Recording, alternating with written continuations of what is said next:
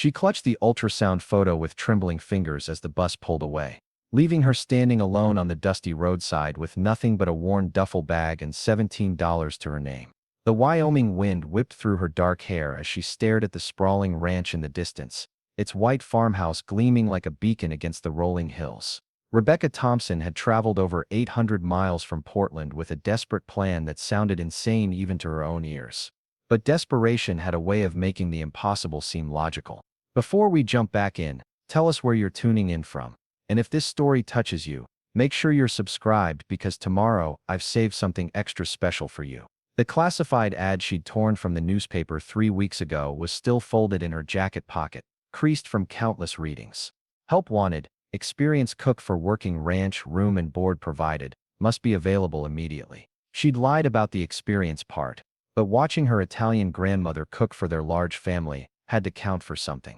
Besides, she'd run out of options the day David had thrown her belongings onto the street, screaming that he wouldn't raise another man's bastard child, even though the baby growing beneath her heart was undeniably his own. The irony wasn't lost on her that she'd traded one desperate situation for another. Here she was, 5 months pregnant and homeless, about to knock on a stranger's door and beg for work she wasn't qualified for.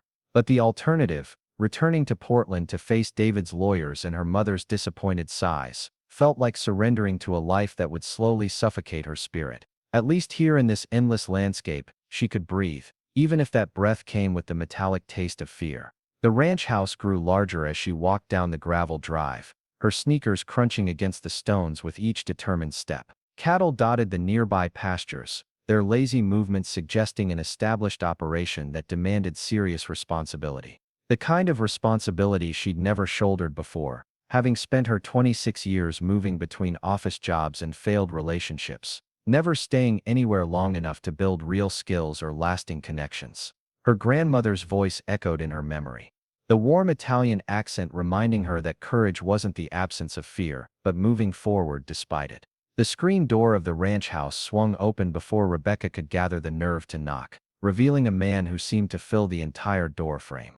Jake Sullivan stood at least 6 feet 4 inches tall, with shoulders broad enough to block out the afternoon sun and hands that looked capable of wrestling steers or gentling horses with equal ease. His weathered face held the kind of quiet strength that came from years of hard work and honest living. But his brown eyes carried a wariness that suggested recent disappointments had taught him to be cautious with strangers. "You lost, miss." His voice held the slight drawl common to men who'd spent their lives working the land, but the tone was more curious than unwelcoming. Those brown eyes took in her obvious pregnancy, the cheap duffel bag slung over her shoulder, and the way she stood with the defensive posture of someone expecting rejection.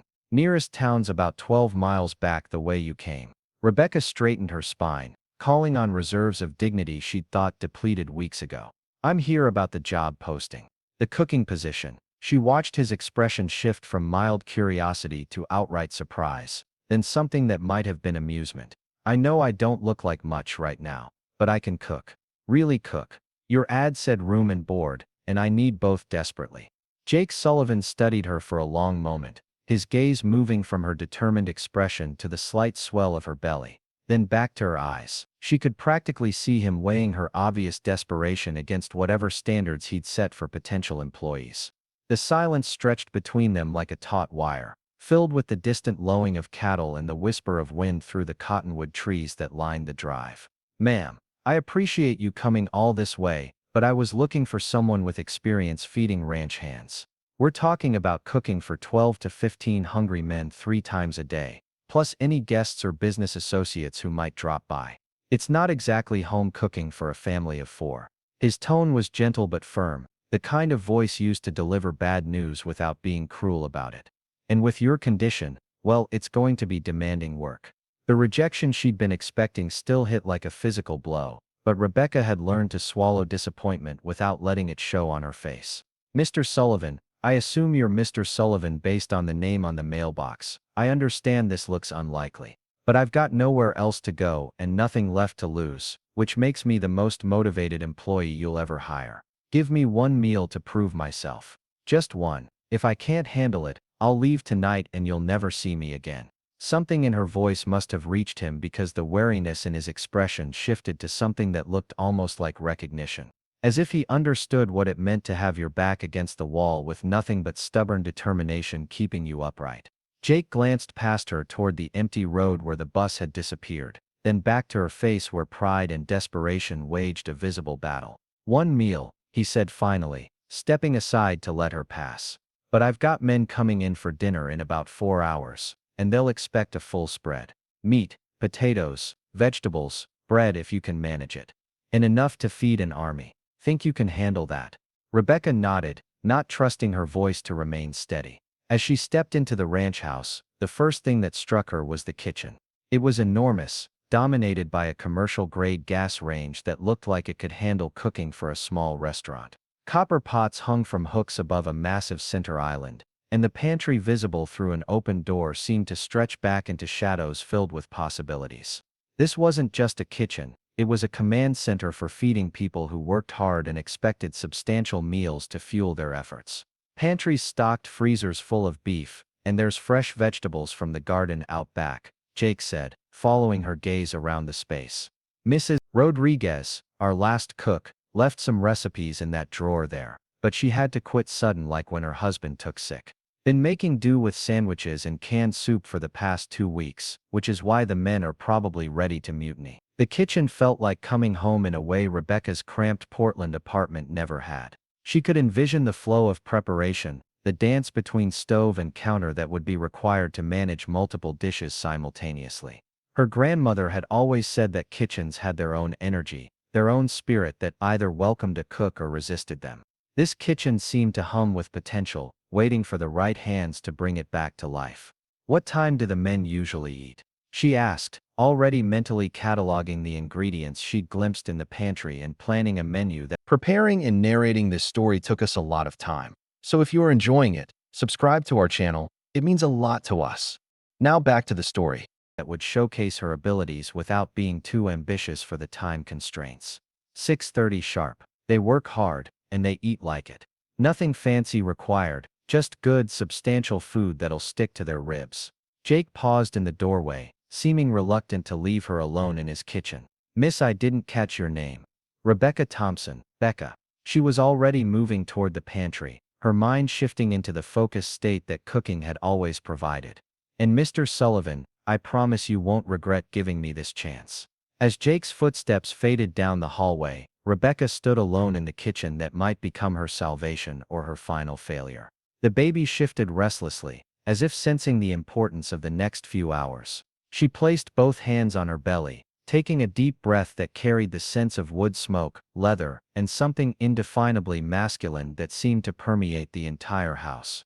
The pantry exploration revealed possibilities she hadn't dared hope for. Quality ingredients, well organized and clearly maintained by someone who understood cooking. She found thick-cut pork chops in the freezer, russet potatoes that would make perfect mashed accompaniment, fresh green beans from what must be an impressive garden, and the makings for buttermilk biscuits that would rival anything her grandmother had ever produced. Rebecca rolled up her sleeves and began the familiar ritual of preparation that had always calmed her racing thoughts. Chopping onions with precise, efficient movements, seasoning the pork chops with a blend of herbs and spices that would create a crust when seared properly, washing potatoes that would be peeled and boiled until fork tender. The rhythm of cooking settled into her bones, reminding her that she did have skills, did have something valuable to offer, even if David had tried to convince her otherwise. The kitchen came alive around her as she worked. The gas burners responded beautifully to adjustment. The ovens heated evenly, and the prep space allowed her to work with an efficiency she'd never managed in her tiny apartment kitchen. This was a space designed for serious cooking, and for the first time in months, Rebecca felt truly capable. As the afternoon progressed, savory aromas began filling the kitchen. The pork chops seared to golden perfection, the mashed potatoes whipped to creamy smoothness with real butter and cream she'd found in the refrigerator. Green beans sautéed with onions and bacon that would make grown men weep with satisfaction. The buttermilk biscuits rose in the oven, their tops browning to the perfect shade that promised flaky layers within. She'd found an enormous dining table in the room adjacent to the kitchen, clearly where the ranch hands took their meals. Rebecca set places for 15, using heavy ceramic plates and substantial silverware that looked like it could withstand the attention of hungry working men. mason jars for drinking glasses, cloth napkins that spoke of a household that valued proper presentation even in practical settings. The sound of vehicles approaching made her heart rate accelerate, but it was the good kind of nervous energy that came with anticipation rather than dread. Through the window, she could see trucks and ATVs converging on the ranch house, their occupants moving with the unhurried confidence of men finishing a day of satisfying work. These would be her judges, and their verdict would determine whether she spent the night in a comfortable bed or walked back to that lonely bus stop in the dark. Jake appeared in the kitchen doorway, just as Rebecca was pulling the final batch of biscuits from the oven. His expression was unreadable as he took in the transformation of his kitchen, the obvious evidence of serious cooking taking place. The air was thick with aromas that promised comfort and satisfaction, the kind of scents that turned a house into a home. "Smells incredible in here," he said, and she caught something in his voice that might have been surprise. "The men are washing up, they'll be ready to eat in about 10 minutes. Rebecca nodded, making final adjustments to the presentation and checking that everything was at the proper temperature. Her hands moved with practiced efficiency, but she was acutely aware of Jake watching her every movement. There was something in his attention that felt different from the casual observation of an employer checking on a new hire. Something more personal, more invested. "Rebecca," he said, and the way he spoke her name made her look up from the gravy she was stirring. "Whatever happens tonight, whatever the men think of the food, I want you to know that this," he gestured around the transformed kitchen. "This is the most life this room has seen in months. Thank you for that." Before she could respond, the sound of boots on hardwood announced the arrival of the ranch hands. 12 men filed into the dining room, their faces showing the pleasant exhaustion of physical labor completed. They ranged in age from barely 20 to well past 50, but they all shared the lean, weathered look of men who earned their living outdoors. Their conversations died as they caught sight of the spread Rebecca had prepared, replaced by the kind of appreciative silence that was the highest compliment any cook could receive. Jake took his place at the head of the table, gesturing for Rebecca to join them, but she shook her head and retreated to the kitchen doorway where she could observe without intruding. This wasn't her table to sit at, not yet. First, she had to prove that she belonged in this house, in this life that seemed to offer everything she'd been searching for without knowing it. The first bite seemed to happen in slow motion, followed by expressions that shifted from cautious hope to genuine pleasure. Then the serious business of eating began, punctuated by compliments that were all the more meaningful for being understated. These weren't men given to flowery praise, but their steady consumption and requests for seconds spoke louder than any elaborate review. "Ma'am," called one of the younger hands. "I don't know where Jake found you, but if you're planning to stick around, you've got my vote. This is the best meal I've had since my mother's Sunday dinners." Similar endorsements came from around the table, each one adding another layer of hope to the foundation Rebecca was trying to build. Jake caught her eye from across the room, and the smile he gave her was warm enough to melt the last of her defensive walls. For the first time since leaving Portland, she allowed herself to believe that maybe, just maybe, she'd found a place where she could belong. As the men finished eating and began clearing their own plates with the automatic courtesy of those accustomed to taking care of themselves, Rebecca felt the exhaustion of the day settling into her bones. But it was good exhaustion, the kind that came from meaningful work completed successfully. She'd proven she could do this job, had demonstrated value that went beyond her desperate circumstances. "Miss Rebecca," Jake said, approaching the kitchen as she began washing dishes. "I think we need to talk about terms." Parts 2-5, The Giant Cowboy Story. The bunkhouse Jake showed her to that first night was spartanly furnished but scrupulously clean, with a narrow bed covered in quilts that spoke of feminine care, and a small wood stove that would keep the space warm through Wyoming's harsh winters. Rebecca sat on the edge of the bed, still wearing the same clothes she'd traveled in, and tried to process the magnitude of what had just happened. In the span of a few hours, she'd gone from homeless and desperate to employed with room and board, all because she'd managed to cook a meal that reminded grown men of home. The terms Jake had offered were more generous than she'd dared hope. $60 a week plus room and board, with Sundays off unless there were special circumstances. She'd be responsible for 3 meals a day for the ranch hands, plus any entertaining Jake might need to do for business associates or potential buyers. The work would be demanding, especially as her pregnancy progressed, but it offered something she'd never had before. Genuine security built on her own capabilities, rather than someone else's charity or goodwill. Through the small window, she could see lights in the main house where Jake was presumably settling in for the evening. The man was an enigma, clearly successful enough to run a substantial operation yet hands-on enough to personally interview kitchen help. There was something about the way he'd watched her work that suggested he understood the satisfaction that came from creating something with your own hands, whether that was a perfectly prepared meal or a thriving ranch. Rebecca placed both hands on her growing belly, feeling the baby's restless movements that had become more pronounced as her pregnancy advanced. "Well, little one," she whispered, "looks like we might have found ourselves a home. At least for now." The qualification came automatically, a defensive mechanism born of too many disappointments to trust that anything good might actually last. The next morning arrived with the pre-dawn darkness that governed ranch life, and Rebecca found herself in the kitchen by 5:30, preparing breakfast for men who would start their workday before the sun cleared the horizon.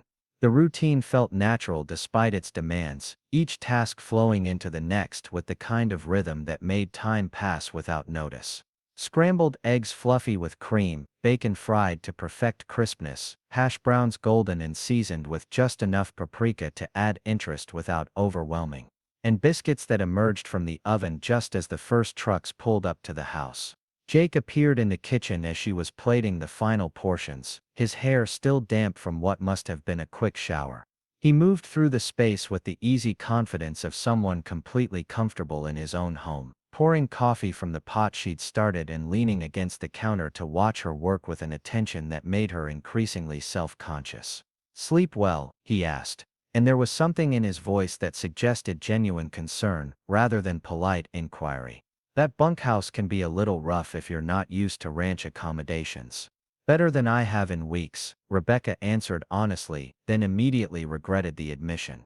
She didn't want Jake thinking of her as some pathetic refugee who'd be grateful for any scrap of kindness. The bed was comfortable, and the quiet was nice after city noise. Jake nodded, sipping his coffee and studying her with those perceptive brown eyes that seemed to see more than she wanted to reveal. "You mentioned you came from Portland. That's a long way to travel for a job you found in a newspaper ad. Most people would have looked for something closer to home." The question hung between them like a challenge, and Rebecca felt the familiar tightness in her chest that came whenever anyone probed too deeply into her circumstances. She'd prepared answers for this kind of inquiry, practiced explanations that would satisfy curiosity without revealing too much truth. But something about Jake's direct gaze and patient waiting made elaborate lies feel more exhausting than partial honesty. "Sometimes a person needs a fresh start," she said carefully, turning back to the stove to avoid his eyes. "Portland stopped feeling like home after my marriage ended. I wanted to go somewhere completely different, somewhere I could build something new." "Fair enough," Jake said, and his easy acceptance of her explanation without pushing for details felt like an unexpected gift. "Wyoming's definitely different from Oregon. Takes some getting used to, but it grows on you. The land gets into your blood after a while." The ranch hands began filtering into the dining room, their conversations muted by the early hour but their appreciation for the breakfast spread evident in their expressions. Rebecca had learned their names during the previous evening's dinner service, from young Tommy who couldn't be more than 19 to weathered Frank who'd been working ranches since before she was born. Each had his own preferences and quirks, information she filed away for future meal planning.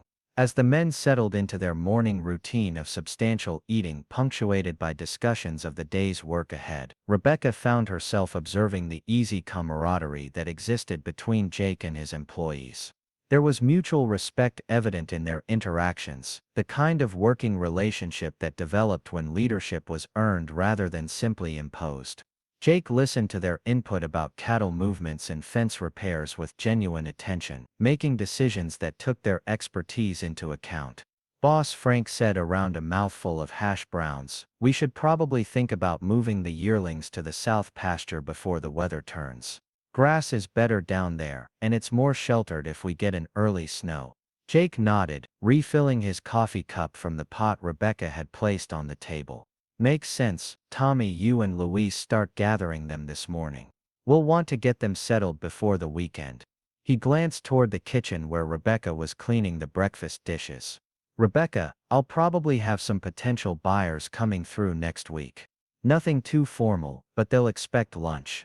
Think you can handle something that'll impress without being too fancy? The casual inclusion of her input in ranch business planning sent a warm flutter through Rebecca's chest. In David's house, she'd never been consulted about anything more significant than which restaurant to order takeout from. Here, Jake seemed to naturally assume her perspective had value, that her contribution to the ranch operation extended beyond simply following orders. I can definitely handle that, she said, already mentally planning a menu that would showcase both her skills and the quality of the ranch's beef. How many people are we talking about? Probably 6 or 8. City folks mostly, so they'll appreciate good presentation, but they're here to buy cattle, not attend a dinner party. Jake's smile held approval for her practical question. You'll figure it out, you've got good instincts. As the breakfast crowd dispersed to begin their workday, Rebecca found herself alone in the kitchen with a sense of satisfaction she hadn't experienced in months. This wasn't just a job, it was a role that mattered, a position where her skills contributed to something larger than herself. The kitchen felt like her domain in a way that was both thrilling and slightly overwhelming. The morning hours passed quickly as she planned menus for the coming week, took inventory of supplies, and began prep work for lunch. The rhythm of professional cooking was coming back to her, skills she'd developed helping her grandmother during summer visits as a teenager proving more valuable than any college degree she'd never managed to complete. There was something deeply satisfying about working with her hands, creating nourishment that would fuel people doing important work. Around 10:30, a sleek black sedan pulled up to the house, looking distinctly out of place among the practical trucks and farm equipment that usually occupied the drive.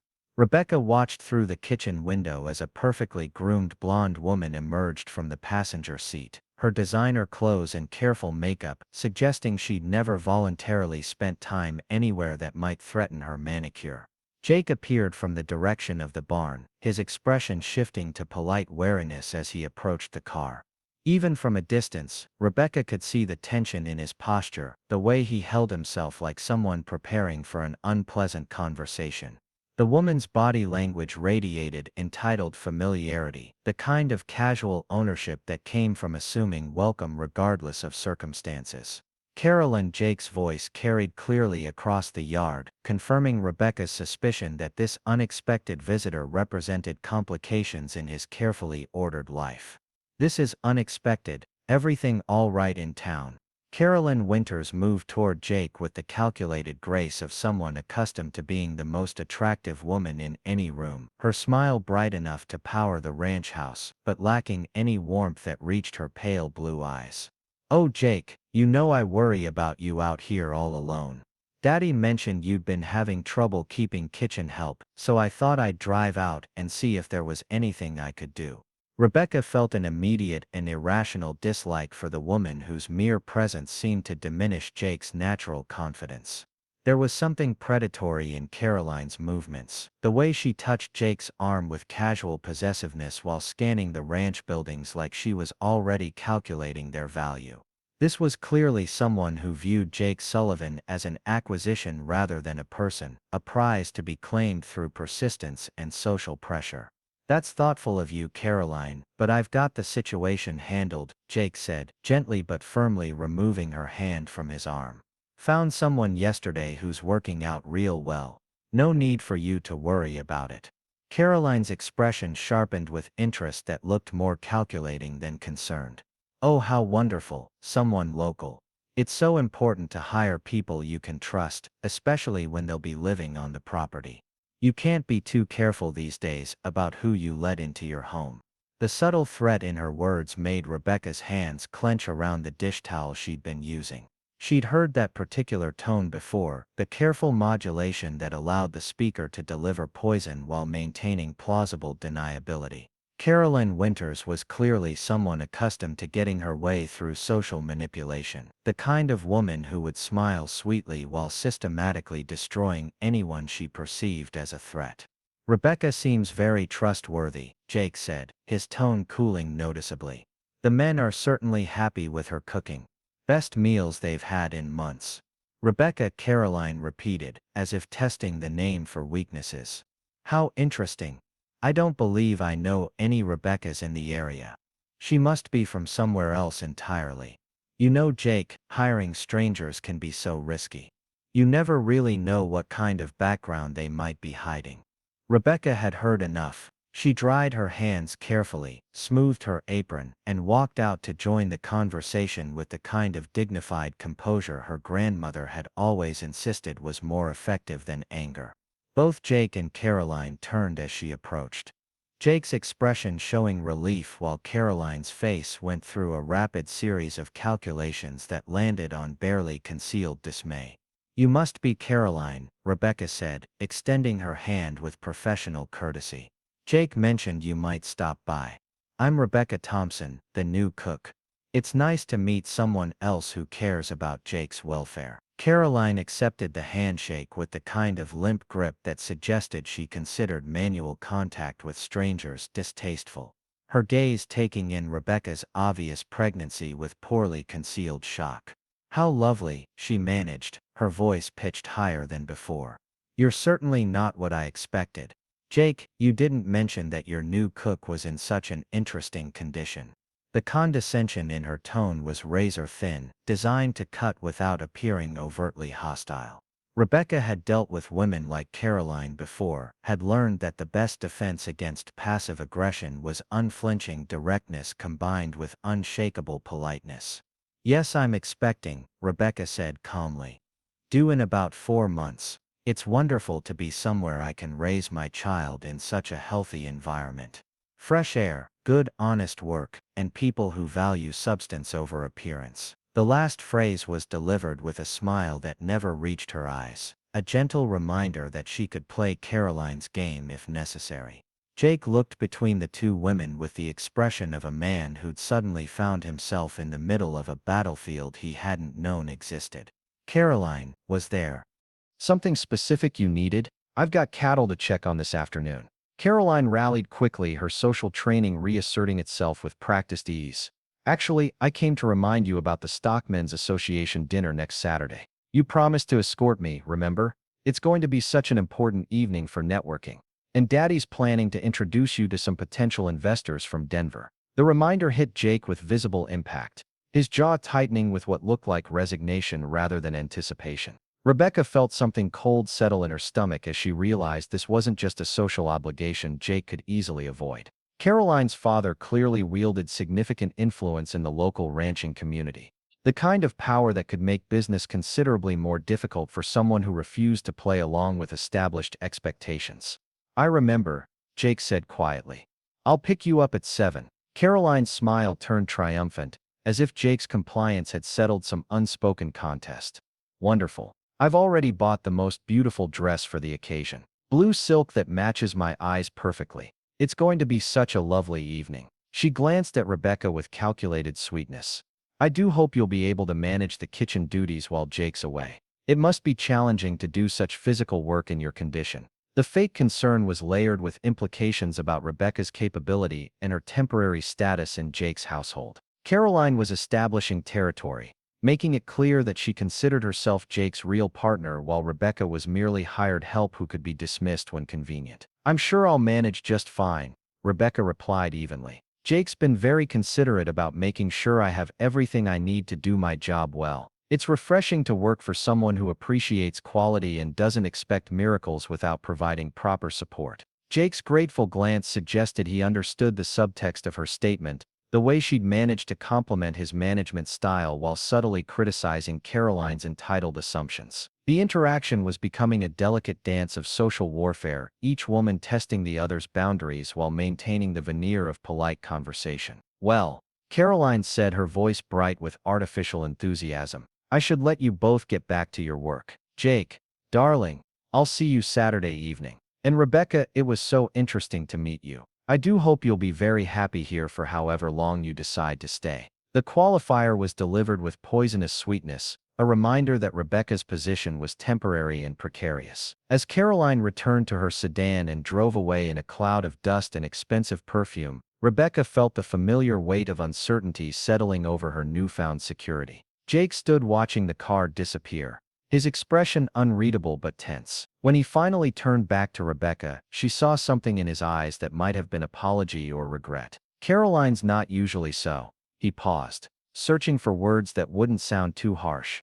"Direct in her opinions about ranch business. Her father's been pushing pretty hard for us to formalize our relationship. Lots of pressure from both families to make it official." The explanation felt like a warning, though Rebecca wasn't sure whether Jake was cautioning her about Caroline's territorial behavior or preparing her for the inevitability of his engagement to the banker's daughter. Either way, the message was clear. Whatever tentative connection might be developing between them existed in the shadow of expectations and obligations that had nothing to do with personal choice. "I understand," Rebecca said, though understanding and accepting were two very different things. "Small communities have their own rules about these things. I wouldn't want to cause complications for your business relationships." Jake stepped closer, his voice dropping to the intimate tone she'd noticed he used when they were alone. "Rebecca, what I said about your job security, about you being welcome here, that hasn't changed. Caroline doesn't make those decisions, and neither does her father. This is my ranch, and I hire who I think will do good work."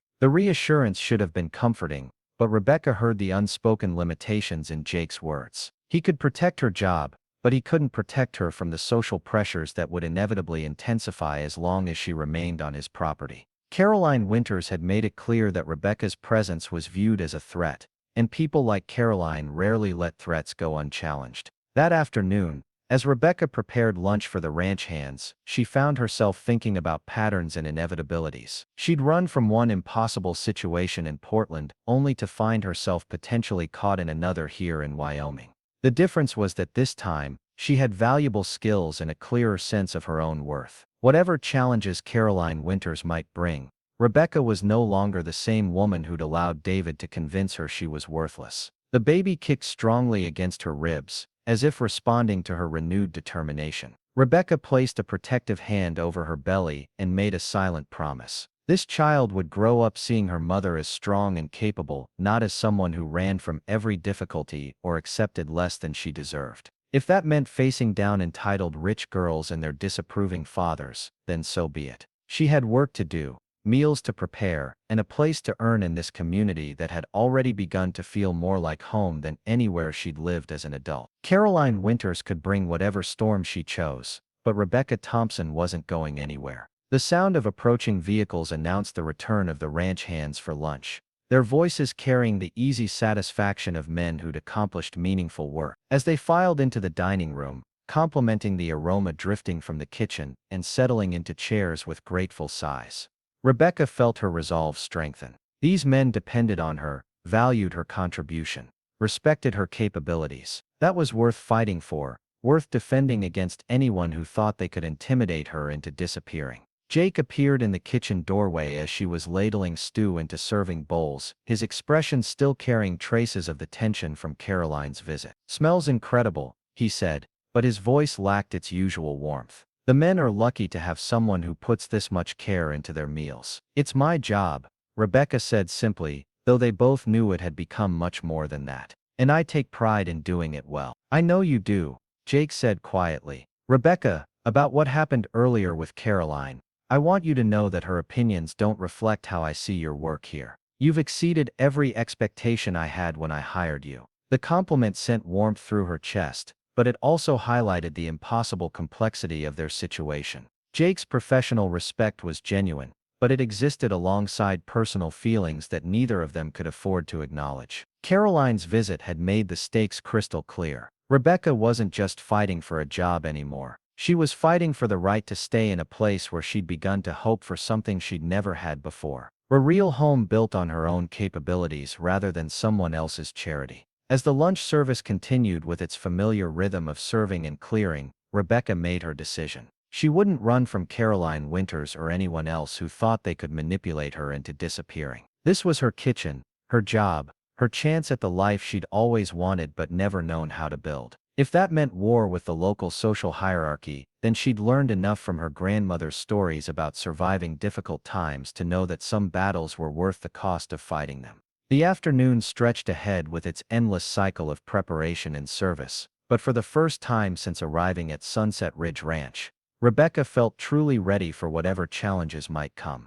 She had work that mattered, skills that were valued, and most importantly, she had reasons to stand her ground that went beyond mere survival. Sometimes, she reflected as she began planning dinner, the best defense was simply refusing to be intimidated by people who'd never had to earn anything they possessed. Jake lingered in the kitchen after the other men had returned to their work, ostensibly checking on supply needs, but really just watching Rebecca move through her domain with increasing confidence. There was something different about her today.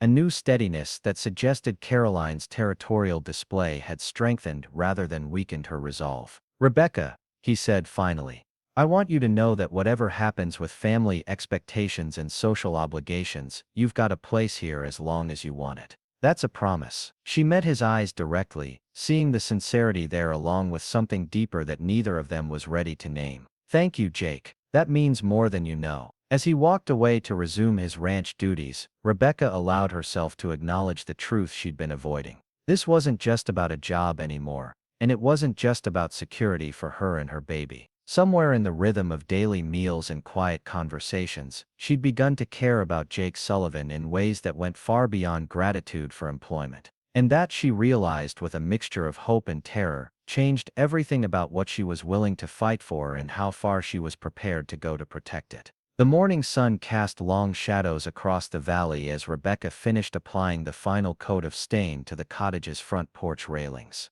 Her movements careful and deliberate, despite the growing awkwardness of her advancing pregnancy. 6 months along now, and every task required additional planning to accommodate her changing center of gravity. But the satisfaction of seeing the cottage transform from abandoned ruin to welcoming retreat made every ache worthwhile. Jake's truck appeared on the horizon, dust trailing behind it as he made his way across the pasture from the main barn. These morning check-ins had become routine over the past month, ostensibly about project management, but increasingly feeling like something more personal. Rebecca found herself looking forward to their conversations with an anticipation that had nothing to do with business updates and everything to do with the way Jake's presence made her feel capable and valued. He parked beside the cottage and climbed out with the easy grace that characterized all his movements, his attention immediately focusing on the completed porch work. "Looks professional," he said, running his hand along the smooth railing. "You've got a real eye for this kind of detail work." "My grandfather was a carpenter," Rebecca said, cleaning her brush with careful strokes. "He taught me that if something's worth doing, it's worth doing well enough to last. These railings should be solid for decades." Jake nodded approvingly, his gaze moving over the cottage's transformed exterior. The new metal roof gleamed in the morning light, the freshly stained logs glowed with warm honey tones, and the landscaping Rebecca had begun showed promise of creating an inviting entrance that would welcome paying guests. "The permit inspector's coming Thursday. Think we'll pass. Everything's been built to code or better," Rebecca assured him. "I've checked and double-checked every specification. We should have no problems getting approval for occupancy." The confidence in her voice reflected months of careful research and meticulous execution. Rebecca had thrown herself into learning building codes, safety regulations, and hospitality industry standards with the same intensity she'd once applied to mastering complex recipes. This cottage represented more than just a business venture. It was proof that she could create something lasting and valuable through her own knowledge and effort. Jake stepped onto the porch, testing the stability of the new boards with his considerable weight. "Rebecca, I want to talk to you about something. The Stockmen's Association dinner is this Saturday, and there's going to be a lot of talk about the ranch's new direction. People are curious about the agritourism project, and some of them aren't entirely supportive of changes to traditional ranching operations." Rebecca felt familiar tension settle in her shoulders at the mention of community politics. The dinner Jake was referring to was the same social obligation Caroline had reminded him about weeks earlier. The formal event where local ranching families gathered to network and reinforce existing power structures. Rebecca had been deliberately excluded from any discussions about the evening, understanding that her presence would be inappropriate and potentially damaging to Jake's reputation. Are you having second thoughts about the project? She asked, trying to keep her voice neutral, despite the anxiety threading through her words. I know this represents a significant departure from how your family's always operated the ranch. Jake sat down on the porch steps, patting the space beside him in invitation. Rebecca accepted, settling carefully beside him with her hands resting protectively on her belly. From this vantage point, they could see across the valley to the main ranch buildings, the site that had become synonymous with home in ways she'd never expected. I'm not having second thoughts about the business plan, Jake said, carefully. The numbers make sense, the market research supports demand for this kind of experience, and you've demonstrated skills that go far beyond anything I initially expected when I hired you. But I'd be lying if I said there wasn't social pressure to reconsider. The admission hung between them like a bridge they were both afraid to cross. Rebecca understood the subtext of Jake's words. The agritourism venture was controversial not because of its business merits, but because of its association with her. A pregnant woman with no local connections and questionable background wasn't the kind of partner the established ranching community expected Jake Sullivan to choose. What kind of pressure? Rebecca asked, though she suspected she already knew the answer. Jake was quiet for a long moment, his gaze fixed on the distant mountains. Caroline's father has been making inquiries about the ranch's financial situation. Casual questions about cash flow, debt ratios, the wisdom of expanding into unfamiliar markets during uncertain economic times. The kind of inquiries that sound like friendly concern, but feel more like threats. Rebecca's stomach clenched with cold fear. Banking relationships were crucial to ranch operations, and if the Winters family decided to use their influence to complicate Jake's access to credit, it could destroy not just the cottage project, but the entire ranch operation. Jake, if my being here is creating problems for your business relationships, maybe we should reconsider the partnership arrangement. No, Jake said firmly, turning to face her with an intensity that made her pulse quicken. Rebecca, I won't be bullied into making business decisions based on social pressure or family expectations. This project makes financial sense, and you've earned your place here through hard work and demonstrated competence. That's not going to change because Caroline Winters and her father don't approve of my choices. The conviction in his voice sent warmth through Rebecca's chest, but it also highlighted the magnitude of what Jake was risking on her behalf. His family's ranch, his standing in the community, his future prospects, all potentially compromised by his refusal to bow to conventional expectations about appropriate business partnerships. What about your family? Rebecca asked quietly. I know your mother's been supportive, but your father's made his opinions pretty clear. Jake's expression grew complicated at the mention of his father, the man who'd built Sunset Ridge Ranch into its current success through decades of conservative financial management and careful relationship building with neighboring operations. William Sullivan's disapproval of the agritourism project had been vocal and consistent, rooted in his belief that ranching should remain focused on traditional livestock operations. Dad's coming around slowly, Jake said, though his tone suggested the process was more fraught than he wanted to admit. He respects results, and he can't argue with the financial projections you've put together. It's the personal aspects of the situation that concern him most. Rebecca didn't need clarification about what personal aspects Jake was referring to. The growing connection between them was obvious to anyone who spent time observing their interactions, the way their conversations lingered beyond business necessity, the careful attention Jake paid to her comfort and well-being, the protective instinct that flared whenever anyone questioned her capabilities or right to be at the ranch. Jake, she said softly, I need you to understand something. I came here because I was desperate and had nowhere else to go. But I've stayed because I found something I never expected. A place where my work matters, where I can build something meaningful for my child's future. I don't want that to become a burden for you or a source of family conflict. Jake reached over and covered her hands with his own, the gesture gentle but unmistakably intimate. Rebecca, what you've built here isn't a burden. It's the best thing that's happened to this ranch in years. Not just the business potential, though that's significant. You've brought life back to this place in ways I didn't even realize we were missing. The quiet sincerity in his voice made Rebecca's throat tight with emotion she couldn't afford to acknowledge. They were approaching territory that would change everything about their carefully maintained professional relationship, and the consequences of crossing those boundaries could be devastating for both of them. The cottage will be ready for guests by early spring, she said, forcing herself to focus on practical matters rather than the warmth of Jake's hands on hers. I've been researching marketing strategies, and I think we can book solid occupancy for the summer season if we position ourselves correctly. Jake nodded, accepting her redirect away from personal topics with understanding that spoke to his awareness of their complicated situation. What kind of marketing are you thinking about? Rebecca felt relieved to return to business discussions where their partnership felt safe and clearly defined. Western lifestyle experiences for urban professionals. Weekend packages that include horseback riding,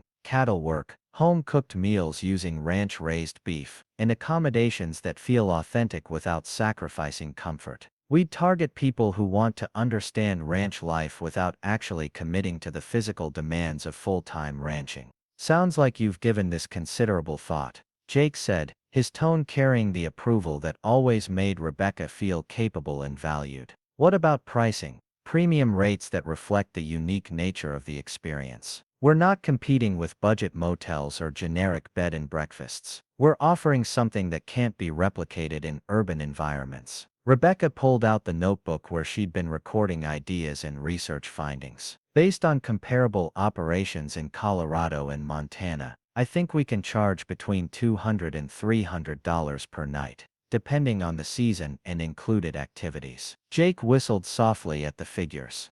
That's significantly higher than I expected. You really think people will pay that much to sleep in a renovated cabin and eat ranch food? They'll pay for authenticity, for the chance to experience something real in a world that increasingly feels artificial. Most of our potential guests spend their days in offices, dealing with abstract problems and digital communications. The opportunity to work with their hands, to see where their food actually comes from, to experience the satisfaction of physical labor that produces tangible results, that has value beyond simple accommodation. The passion in Rebecca's voice reflected months of research and planning, but it also revealed her own transformation during her time at the ranch. She'd discovered personal satisfaction in work that connected her directly to essential human needs, found meaning in contributing to something larger than herself. The cottage project wasn't just a business venture for her. It was a way to share what she'd learned about the value of authentic experience.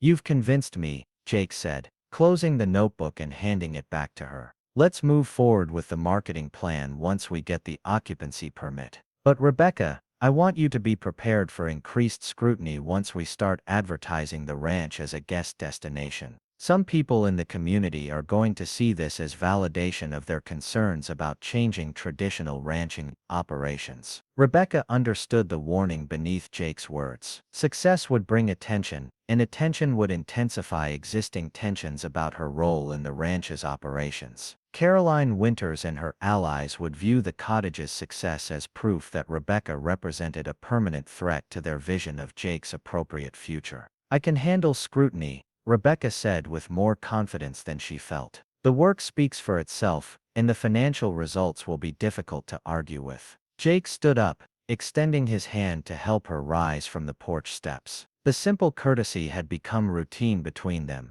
but today Rebecca was aware of the warmth of his palm against hers, the strength that supported her increasing awkwardness, the way he held her hand just a moment longer than necessity required. There's something else we need to discuss, Jake said, as they stood facing each other on the cottage porch. The baby's due in about 3 months, and we haven't talked about how that's going to affect your work schedule or living arrangements. Rebecca felt heat rise in her cheeks as she realized they'd been so focused on the cottage project that they'd avoided planning for the obvious reality of her approaching due date. I've been thinking about that. The bunkhouse isn't really suitable for a newborn, but I haven't wanted to presume about alternatives. The cottage will be finished well before the baby arrives, Jake said carefully. It would make sense for you to move in here permanently, both for the space and for the convenience of being close to the guest accommodation when we start hosting visitors. The practical logic of his suggestion was unassailable, but Rebecca heard the personal undercurrents in Jake's voice.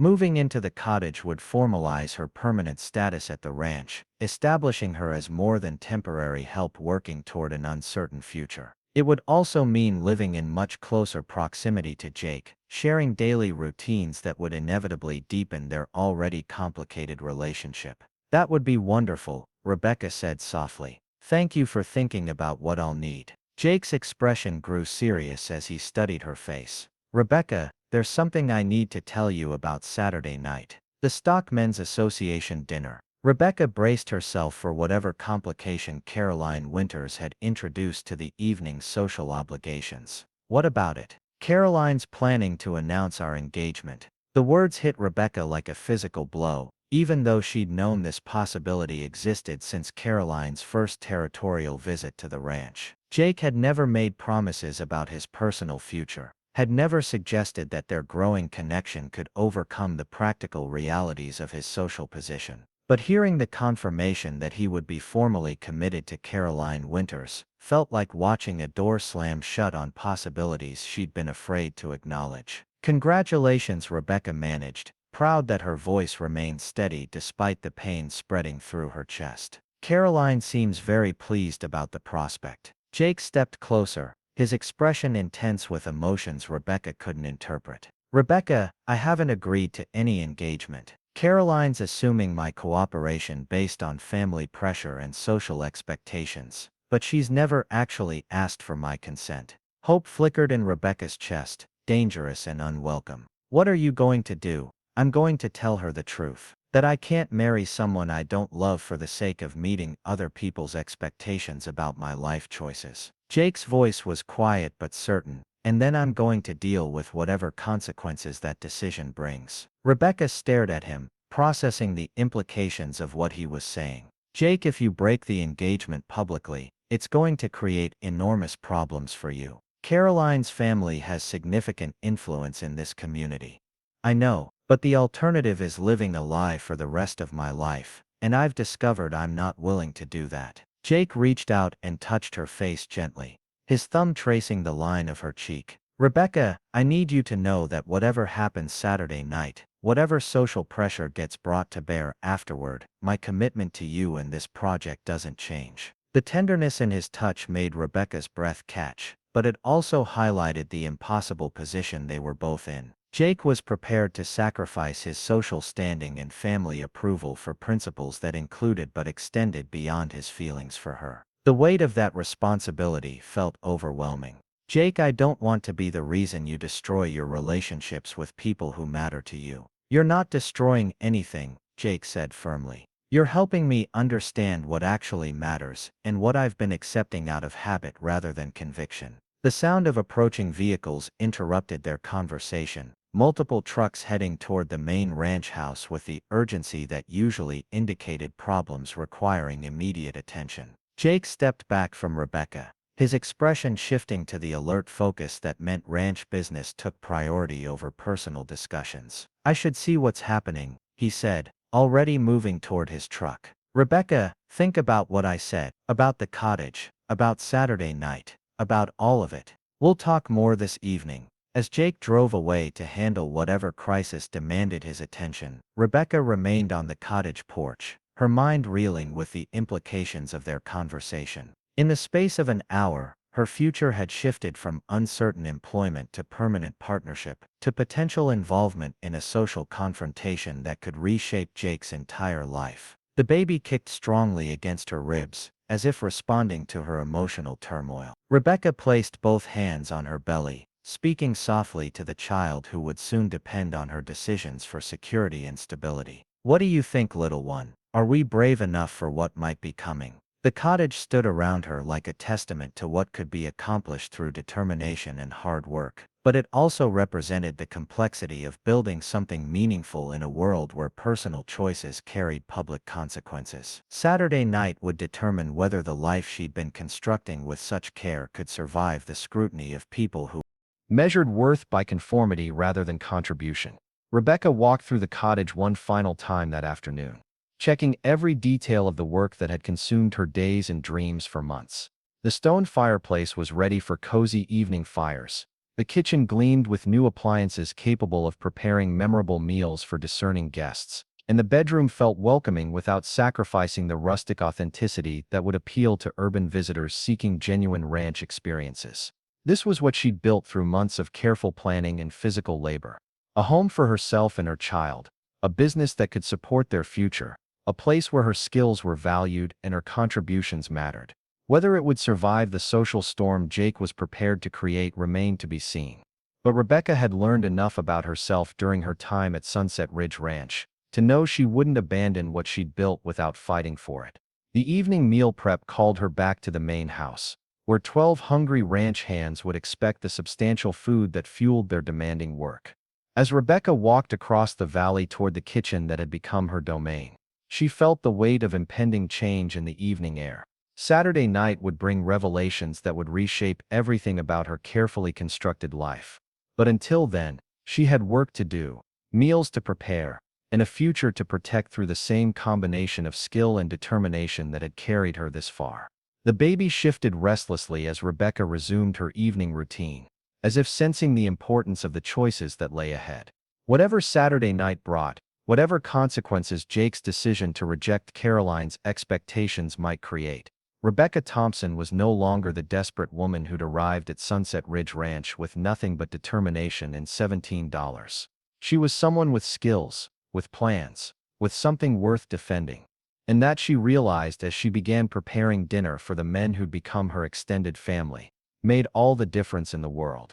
The giant cowboy story final part. Jake stepped forward with commanding presence that filled the cottage's main room.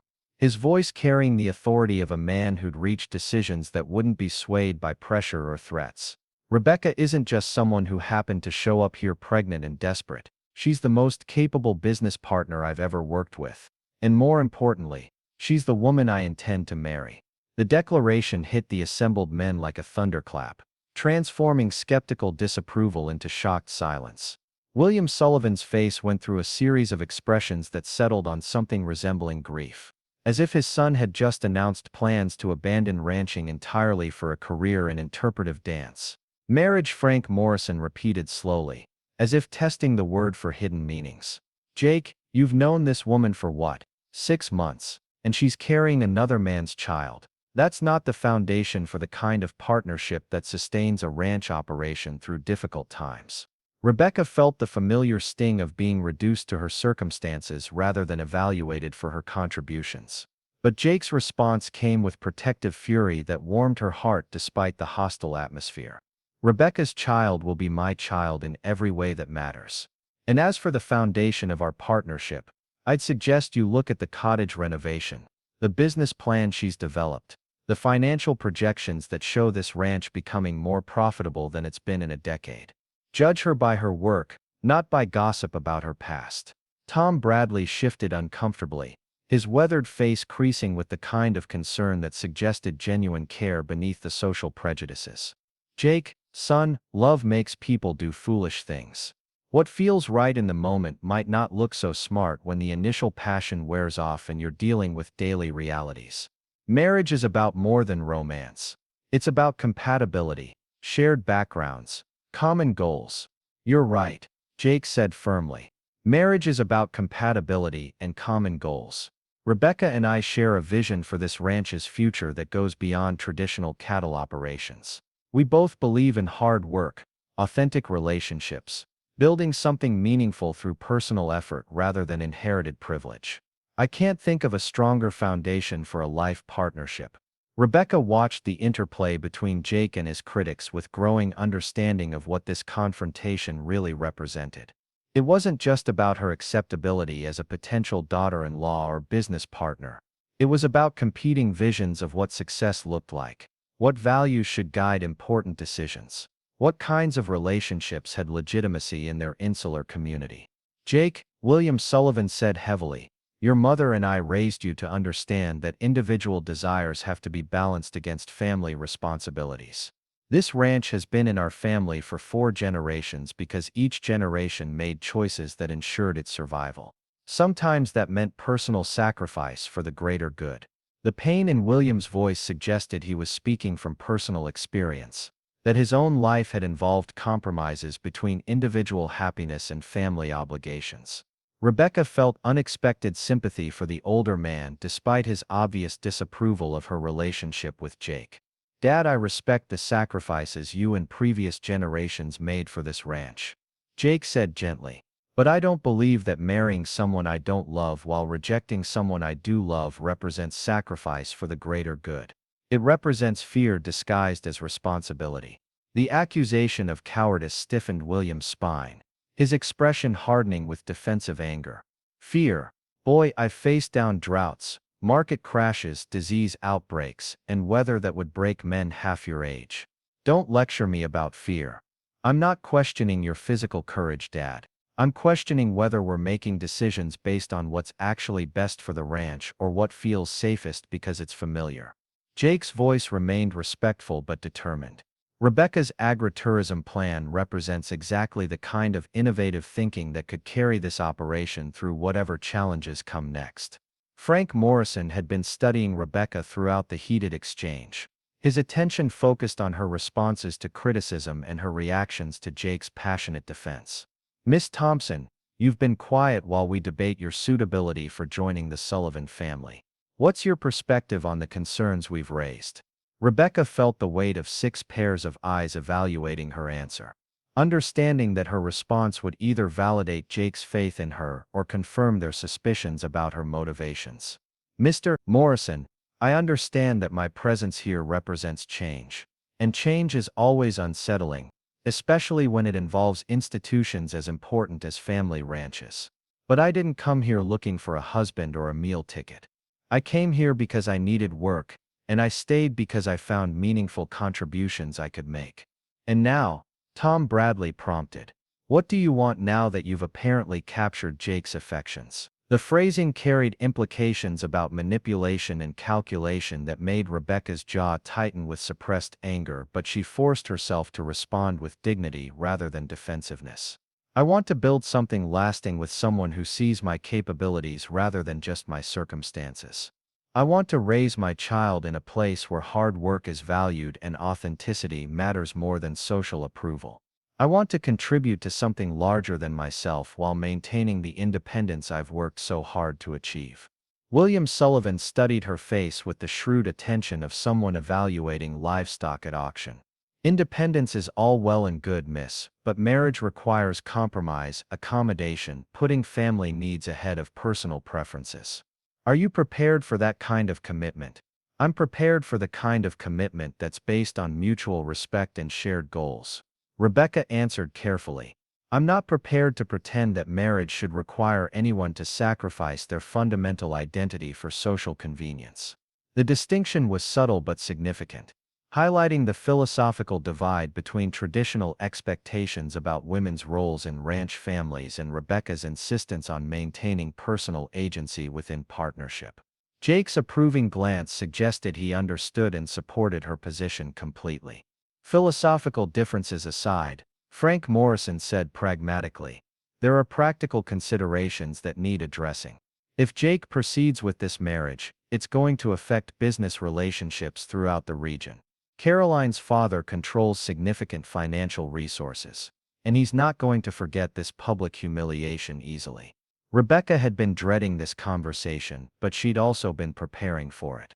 "Mr. Morrison, what if the cottage operation becomes successful enough to demonstrate that this ranch can prosper without depending entirely on traditional financing relationships? What if we can prove that innovation and hard work matter more than social connections?" "That's a big gamble," Tom Bradley observed. "Banking relationships take years to build and can be destroyed overnight. Are you willing to bet the ranch's future on untested business ventures?" Jake stepped closer to Rebecca, his presence offering physical and emotional support as the conversation approached its crucial decision point. "We're not betting everything on untested ventures. We're diversifying income streams while maintaining traditional cattle operations. The cottage project reduces risk rather than increasing it." "Assuming it succeeds," William Sullivan said skeptically, "and assuming the social complications don't create business problems that offset any financial gains."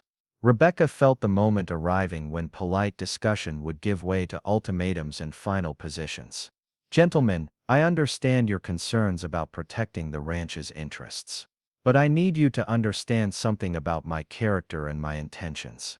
I didn't come here looking for rescue or charity. I came here because I was desperate, but I stayed because I found work that mattered and people who valued my contributions. She paused, gathering courage for the most important words she'd ever spoken. Jake Sullivan is the finest man I've ever known, and this ranch represents everything I believe about honest work and authentic relationships. I would never do anything to jeopardize either of those things. If my presence here creates insurmountable problems for the ranch's operations, I'll leave. But I won't pretend that love is less important than social approval, and I won't ask Jake to sacrifice his happiness for other people's comfort.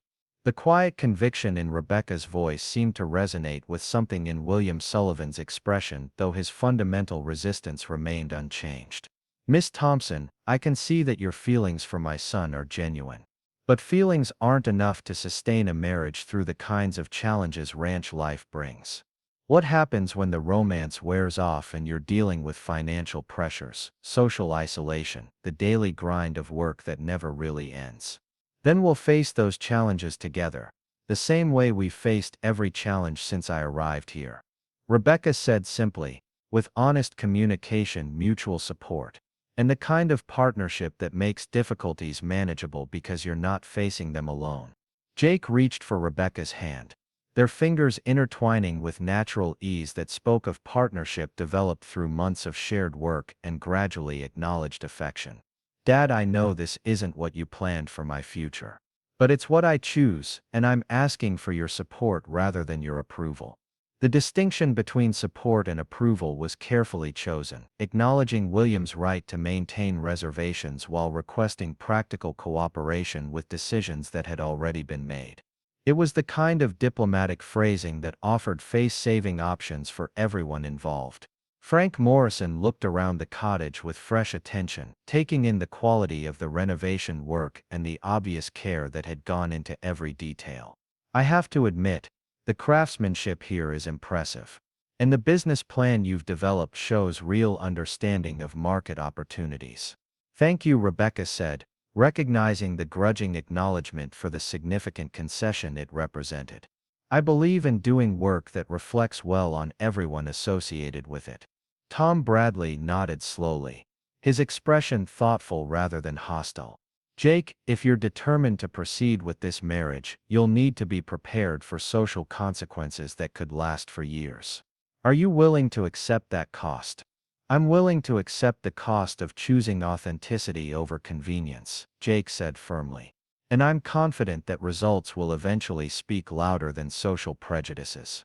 William Sullivan was quiet for a long moment, his gaze moving between his son and the woman who would apparently become his daughter-in-law despite every objection he could raise. When he finally spoke, his voice carried resignation rather than approval. Jake, your mother's going to want to meet Rebecca properly before any wedding plans get finalized. And there'll need to be discussions about financial arrangements, property ownership, all the legal complications that come with marriage involving ranch assets. The practical focus of William's concerns suggested acceptance if not enthusiasm, a recognition that his son's decision was final regardless of family preferences. Rebecca felt relief flooding through her as she realized the worst of the confrontation was over. I'd be honored to meet Mrs. Sullivan properly, Rebecca said. And I'm certainly willing to discuss any financial or legal arrangements that protect the ranch's interests.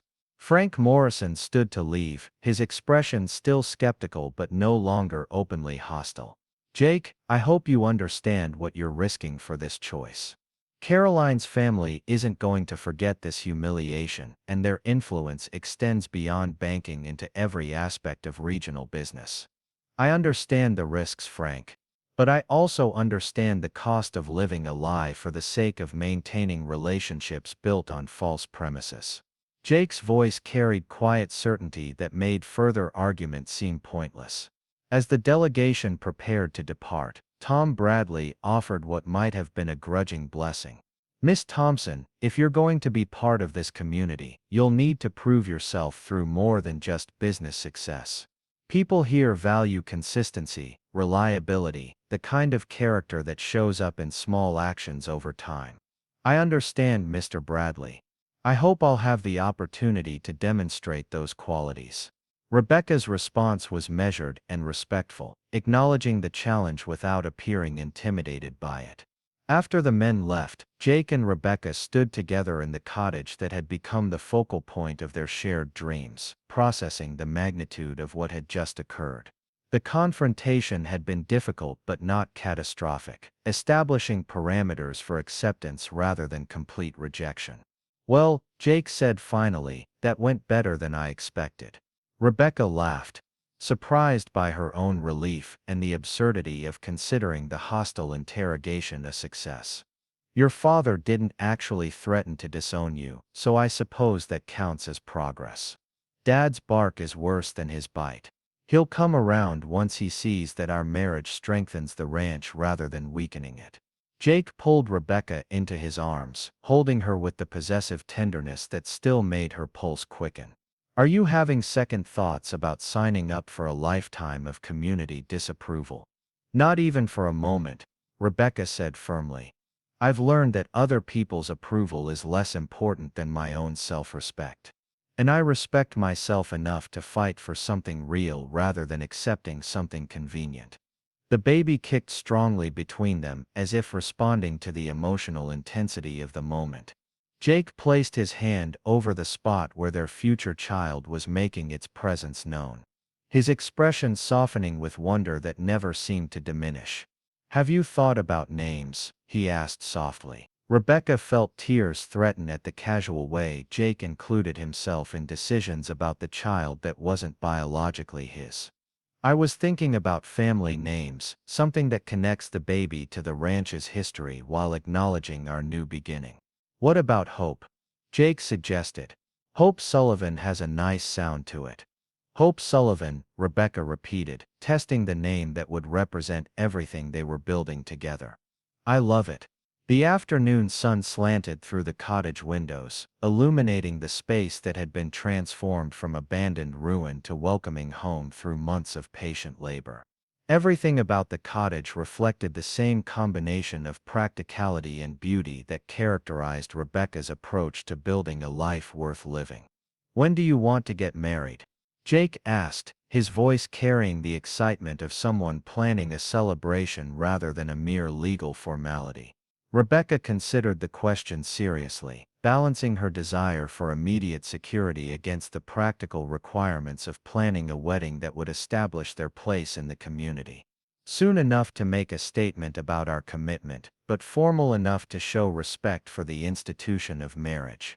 Maybe early spring, after the baby arrives and the cottage is open for business. Spring sounds perfect. New beginnings all around. Jake's smile carried the kind of contentment that came from knowing the most important decisions were settled. And Rebecca, I want you to know that whatever challenges come from today's conversation, whatever social complications we have to navigate, I don't regret choosing love over convenience. Neither do I, Rebecca said softly. For the first time in my life, I feel like I belong somewhere, like I'm building something that reflects who I actually am rather than who other people think I should be. As evening approached, they walked together across the valley toward the main ranch house where Rebecca would prepare dinner for the men who'd become her extended family. The routine felt different now, charged with the knowledge that she was no longer temporary help working toward an uncertain future. She was home, with a partner who valued her capabilities and a community that would eventually learn to accept what they'd built together. The baby moved restlessly as Rebecca resumed her evening cooking duties, as if sensing the importance of the changes that would reshape its world before birth. Whatever challenges lay ahead, whatever social obstacles they'd have to overcome, Rebecca felt completely confident about the environment she was creating for her child. A place where love mattered more than social approval, where hard work was valued over inherited privilege, where families were defined by choice rather than convention. The cottage stood as proof that authentic dreams could become reality through determination and partnership. And the ranch stretched around them like a promise that the future they were building would be large enough to accommodate whatever hopes they dared to nurture. The spring morning arrived with the kind of crystalline clarity that made every blade of grass sparkle with dew and every mountain peak stand out against the azure sky like a photograph. Rebecca stood at the cottage window, one hand resting on her now flat belly, watching as Jake supervised the installation of the hand-carved wooden sign that would officially mark Sunset Ridge Ranch as Wyoming's newest agritourism destination. 6 months had passed since Hope's birth. 6 months of sleepless nights and overwhelming joy. Of learning to balance motherhood with the demands of running a business that had exceeded every projection they dared to make. The cottage had been booked solid since opening day, with reservations extending well into the summer season and inquiries coming from as far away as New York and California. Urban professionals hungry for authentic experiences had embraced the opportunity to participate in genuine ranch work while enjoying accommodations that combined rustic charm with modern comfort. The financial success had silenced most critics and transformed skeptics into grudging admirers of Rebecca's business acumen. Hope stirred in her crib, making the soft sounds that meant she was waking from her morning nap ready for attention and feeding. Rebecca lifted her daughter carefully, marveling as she did every day at the perfect little features that somehow combined Jake's strong jawline with Rebecca's delicate nose. The baby had thrived from birth, growing strong and healthy under the devoted care of parents who saw her as a miraculous gift rather than an obligation. "Good morning, beautiful girl," Rebecca whispered, settling into the rocking chair Jake had crafted during the long winter evenings when ranch work slowed enough to allow for woodworking projects. "Ready to help Mama check on our guests?" Hope responded with the gurgling sounds and bright-eyed attention that characterized her sunny disposition. The baby had adapted to ranch life with remarkable equanimity, seeming to find the constant activity and varied sounds more interesting than overwhelming. She'd become a favorite with the ranch hands, who competed for opportunities to hold her during meal times, and even the most reserved guests softened when confronted with her infectious smiles. The sound of vehicles approaching made Rebecca look up from nursing Hope to see the familiar convoy that meant another group of weekend visitors was arriving for their ranch experience. Jake appeared from the barn area, his confident stride and welcoming smile embodying exactly the kind of authentic Western hospitality that kept their booking calendar full. Behind him came Tommy and Frank, ready to help with luggage and begin the orientation process that introduced city folks to the realities of ranch life. Rebecca secured Hope in her portable carrier and walked out to greet the arriving guests, her role as hostess now as natural as breathing. The group consisted of two couples from Denver, successful professionals who'd driven up for a long weekend of horseback riding, cattle work, and the kind of home-cooked meals that had become legendary among food enthusiasts throughout the region. "Welcome to Sunset Ridge Ranch," Rebecca said warmly, extending her hand to the first couple out of their SUV. "I'm Rebecca Sullivan, and this little one, we're so pleased you could join us for the weekend." The woman, elegantly dressed in what catalog companies marketed as Western wear, smiled with genuine enthusiasm as she admired the baby. "She's absolutely precious. And this place is even more beautiful than the photographs suggested.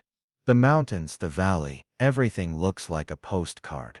Jake joined the welcome group, his presence immediately commanding attention through sheer physical presence and natural charisma. "Folks, I'm Jake Sullivan.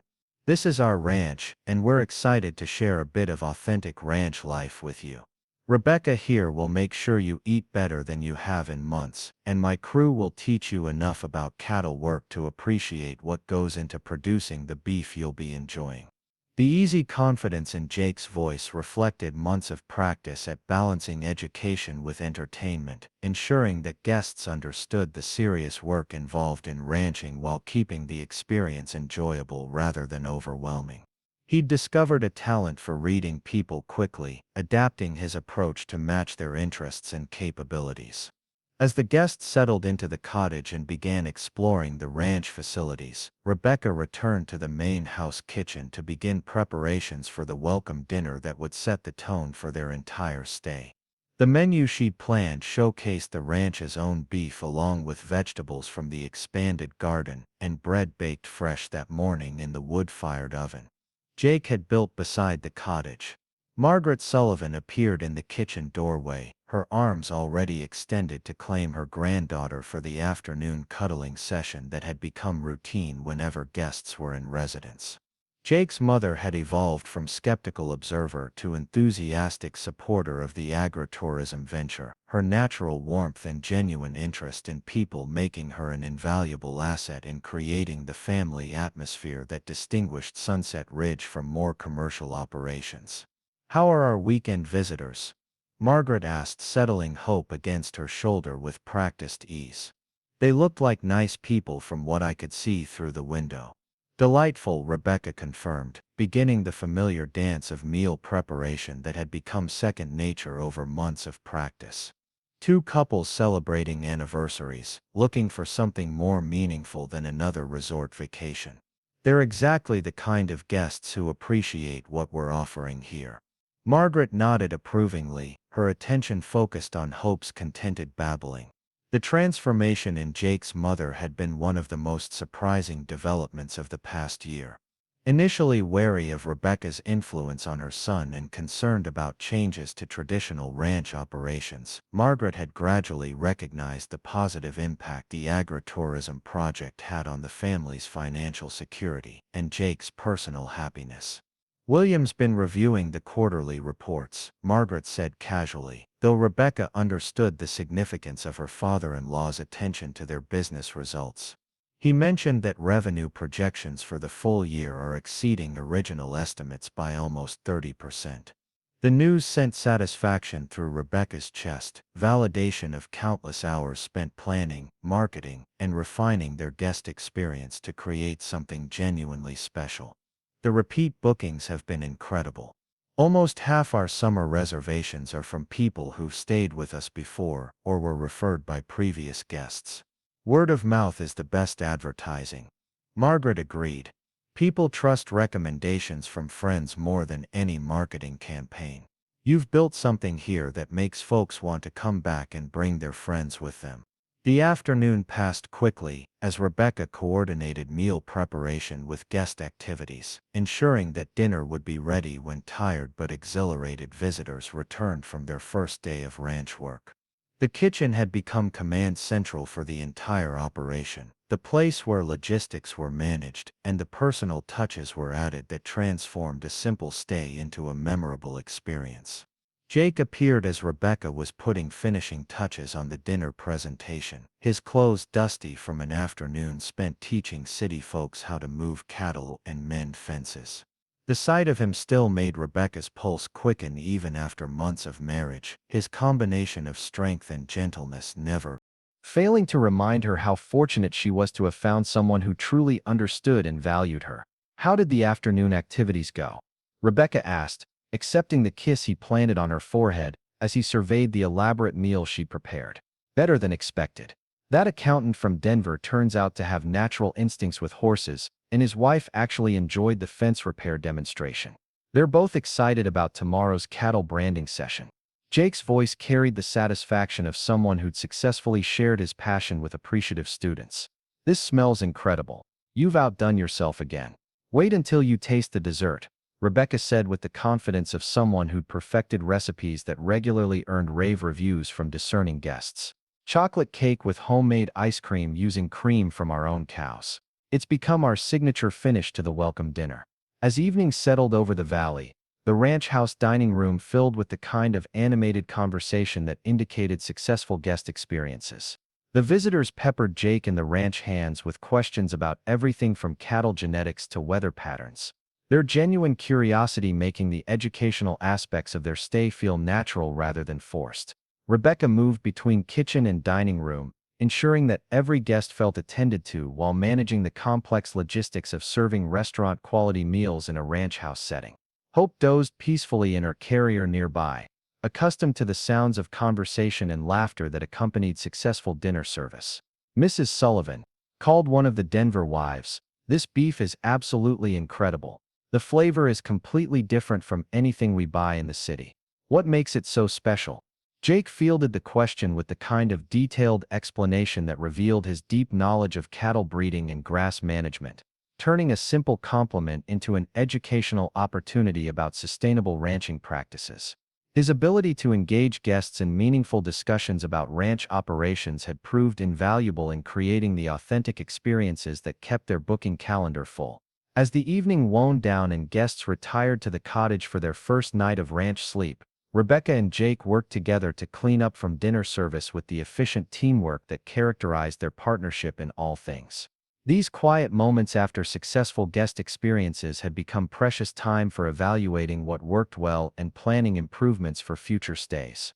The Anderson couple mentioned they're planning to bring their teenage children next time.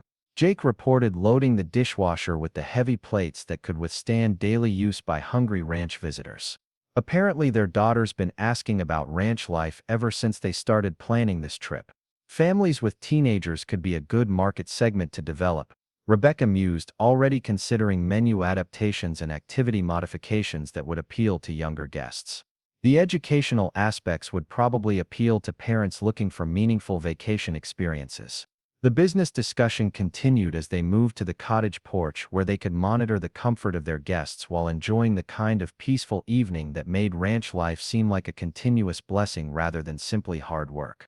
The cottage lights glowed warmly through curtained windows, creating a picture of contentment that validated every challenge they'd overcome to reach this point. Hope stirred in Rebecca's arms, making the small sounds that indicated hunger, and Rebecca settled into the porch rocking chair to nurse her daughter while watching stars emerge in the clear Wyoming sky. These moments of quiet domesticity had become the foundation of her happiness, proof that she'd finally found the life she'd been searching for without knowing exactly what it should look like. "Rebecca," Jake said softly, settling into the chair beside her, "do you ever think about how different things would have been if you hadn't answered that newspaper ad?" The question prompted reflection on the series of desperate choices that had led her to Sunset Ridge Ranch, each decision seemingly impossible at the time, but ultimately contributing to the life she now couldn't imagine living without. "Sometimes. But mostly I think about how grateful I am that desperation forced me to take risks I never would have considered otherwise. Desperation has a way of clarifying what actually matters." Jake agreed. "When you've got nothing left to lose, you can make choices based on hope rather than fear."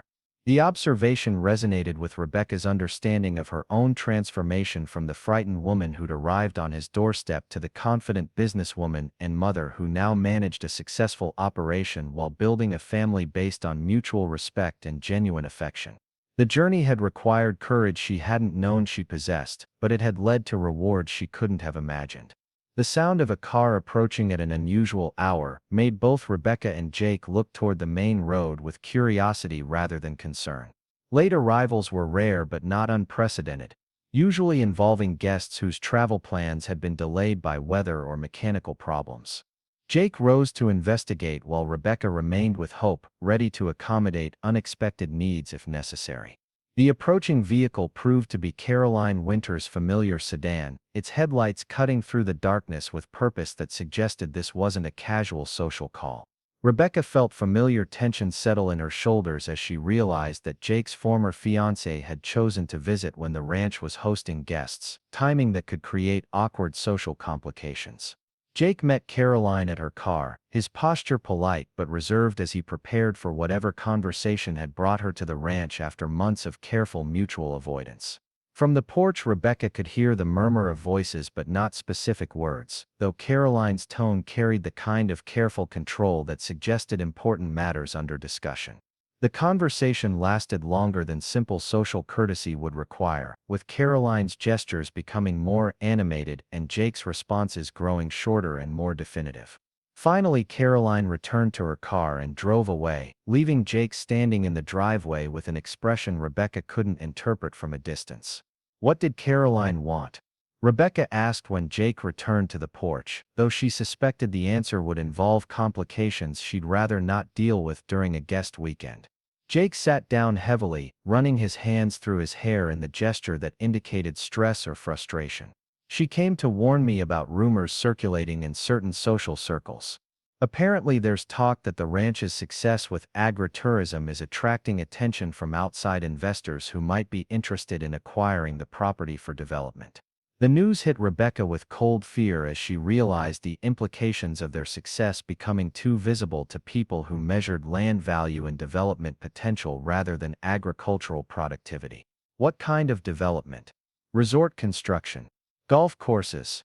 The kind of projects that generate enormous profits for developers while destroying everything that makes places like this special. Jake's voice carried grim acknowledgement of threats they'd never considered during their focus on building a successful guest operation. Rebecca felt her stomach clench with anxiety as she understood that their success had made them vulnerable to exactly the kind of outside pressures that had driven her from Portland. How serious is this threat? Jake was quiet for a long moment, his gaze fixed on the cottage where their guests slept peacefully, unaware of the conversation taking place on the porch. Serious enough that Caroline felt obligated to warn me despite our personal history. Her father's been approached about financing for preliminary feasibility studies. The revelation that banking support was already being arranged for potential development projects made the threat feel immediate rather than theoretical. Rebecca had learned enough about land use economics to understand that individual ranch owners often couldn't compete with corporate developers when property values reached certain thresholds. What are our options? Rebecca asked quietly, not wanting to wake hope but needing to understand the scope of the challenge they were facing. We can refuse to sell, obviously. But if enough surrounding properties get developed, the ranch becomes less viable as an agricultural operation. And if property tax assessments start reflecting development potential rather than agricultural use, we could be taxed out of viability regardless of our business success. Jake's analysis was thorough and depressing, highlighting vulnerabilities they'd never anticipated. Rebecca looked around at the ranch that had become home, the place where she'd learned to value her own capabilities and build something meaningful through hard work and determination. The idea that outside forces could destroy what they'd created felt like a betrayal of every principle she'd embraced about the relationship between effort and reward. Jake, there has to be something we can do to protect what we've built here. Legal options, conservation easements, something that preserves the ranch's agricultural character regardless of development pressure. There are options. Jake agreed. But they're complicated and expensive, and they require community support to be effective long-term. Conservation easements work best when multiple property owners coordinate their efforts to preserve large areas of working landscape. The conversation continued late into the evening as Rebecca and Jake discussed strategies for protecting their ranch from development pressure while continuing to operate the successful agritourism business that had become their primary source of income. The complexity of the challenges felt overwhelming. But Rebecca had learned that seeming impossible situations often contain solutions for people determined enough to find them. As they finally prepared for bed, Hope sleeping peacefully in her crib and their weekend guests settled comfortably in the cottage, Rebecca reflected on the ironic situation they faced. Their success at creating something authentic and meaningful had attracted exactly the kind of attention that threatened to destroy what made their achievement special. Rebecca, Jake said as they settled into bed together, whatever happens with development pressure or community politics, I want you to know that building this life with you has been the best decision I ever made. Even if we end up having to fight for every acre, every day we get to live authentically is worth whatever that fight costs. Rebecca turned to face her husband, seeing in his expression the same determination that had attracted her from their first meeting. Jake Sullivan, you asked me to work in your kitchen and warm your bed, but you gave me something much more valuable. You gave me a place where I belong, where my contributions matter, where I can build a future for our daughter that's based on our own choices rather than other people's limitations. The kiss they shared tasted like promise and commitment, like two people who'd found something worth defending against whatever challenges might arise. Outside their bedroom window, the Wyoming night stretched endlessly toward horizons that held both threats and opportunities. But inside their home, a family slept peacefully, secure in the knowledge that love and hard work could create something beautiful even in the most unlikely circumstances. Hope stirred in her sleep, making the soft sounds that indicated dreams, and Rebecca wondered what kind of world her daughter would inherit. Would it be a place where authentic experiences were valued over artificial conveniences, where family ranches could survive and prosper, where love mattered more than social approval? The answers would be determined by choices she and Jake made together, but Rebecca faced those uncertainties with confidence born of experience.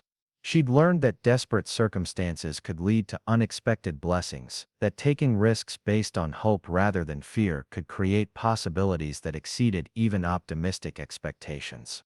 The cottage stood across the valley, like a beacon of what could be accomplished through vision and persistence, its windows glowing warmly in the darkness, while guests dreamed of tomorrow's adventures.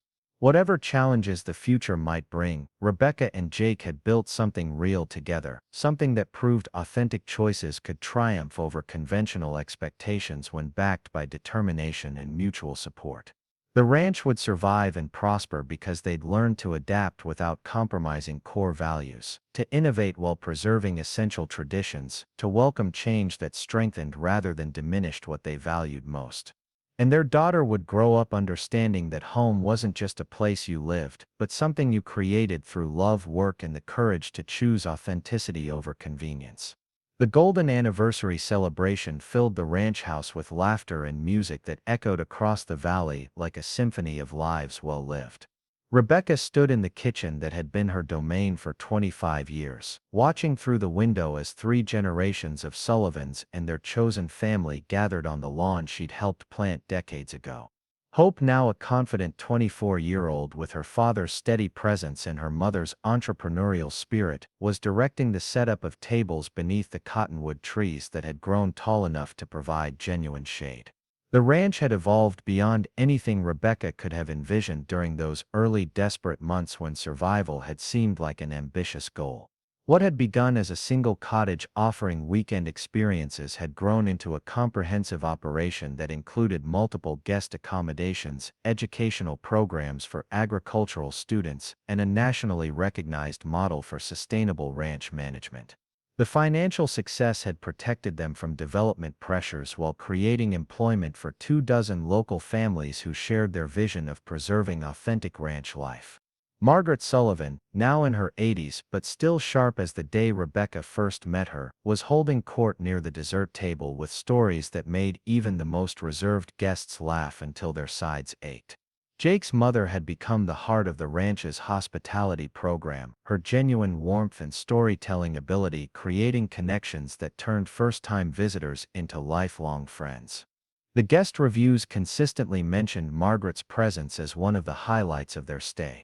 Jake appeared beside Rebecca with the silent approach that still made her pulse quicken after all these years. His hair now silver at the temples, but his smile carrying the same warmth that had captured her heart during their first difficult conversation on the cottage porch.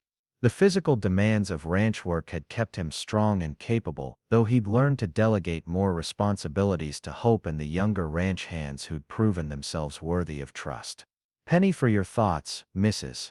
Sullivan," Jake said, slipping his arms around her waist from behind in the gesture of casual intimacy that had become their natural language after decades of partnership.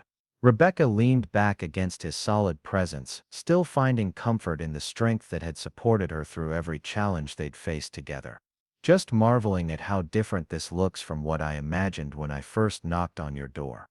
Did you ever think we'd build something this substantial? I knew you were remarkable from the moment you demanded a chance to prove yourself in my kitchen," Jake replied, his voice carrying the affectionate teasing that had characterized their relationship from its contentious beginnings. "But even I couldn't have predicted how remarkable. Look what you've created here, Rebecca. Not just the business success, but the community, the family, the legacy we're passing on to Hope." The view from the kitchen window encompassed more than the anniversary celebration taking place on their lawn. Beyond the immediate gathering, the ranch stretched toward horizons that now included conservation easements protecting the land in perpetuity, organic certification that commanded premium prices for their beef, and partnerships with agricultural universities that sent students to learn sustainable practices. The cottage project had been just the beginning of innovations that proved traditional ranching could adapt and thrive without compromising essential values. Hope approached the house carrying her 18-month-old son, Rebecca's first grandchild, whose arrival had added new dimension to the joy that seemed to multiply rather than diminish when shared among people who truly loved each other. The little boy had inherited the Sullivan family's strong features along with Hope's quick intelligence and Rebecca's determined spirit. Watching him discover the world with fearless curiosity reminded Rebecca daily of the blessings that had grown from her desperate gamble on a Wyoming ranch job. "Grandma, we need your famous chocolate cake recipe for the cookbook project," Hope called out as she entered the kitchen, settling her son in the high chair Jake had crafted with the same care he brought to all woodworking projects. "The publisher wants to include personal stories with each recipe, and yours about learning to bake for ranch hands has to be part of the book."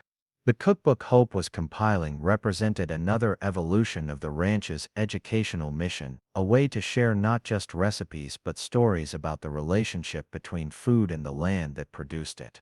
Several major publishers had expressed interest in the project, recognizing the market for authentic content that connected urban readers with agricultural realities. Rebecca considered the request as she put finishing touches on the anniversary cake that would cap the evening's festivities. The recipe Hope wanted had indeed become famous among their guests and the wider community, but its significance went beyond ingredients and techniques. It represented the transformation of necessity into art, the way desperate circumstances could become foundations for genuine achievement when approached with determination and creativity.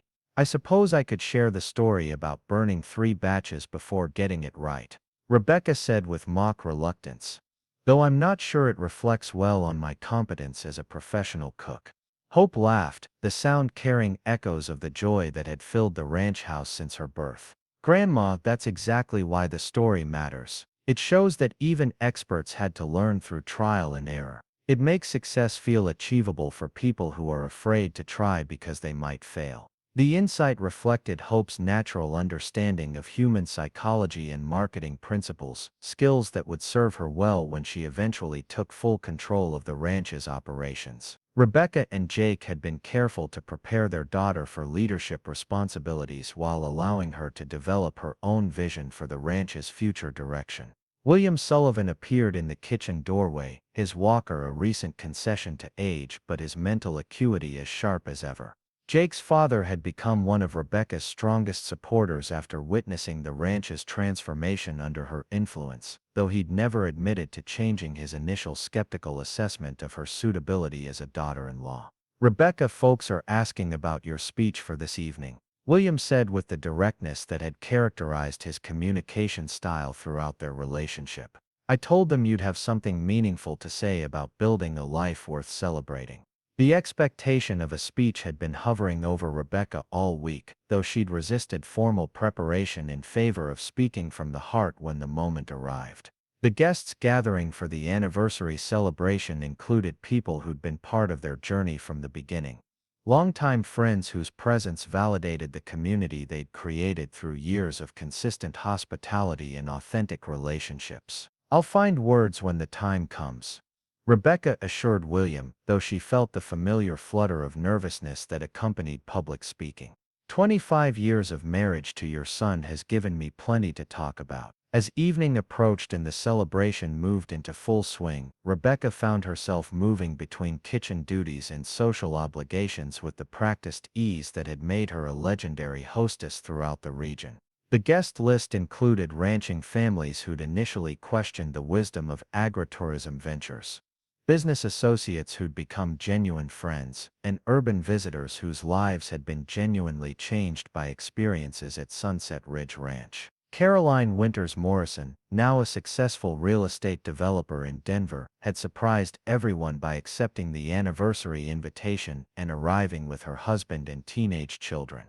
The years had softened the sharp edges that had made her territorial about Jake's attention, replacing competitive hostility with respectful friendship based on mutual recognition of each other's achievements. "Rebecca, congratulations on reaching this milestone," Caroline said warmly as she approached the dessert table where Rebecca was arranging the anniversary cake. "Richard and I were just discussing how impressive the ranch's evolution has been.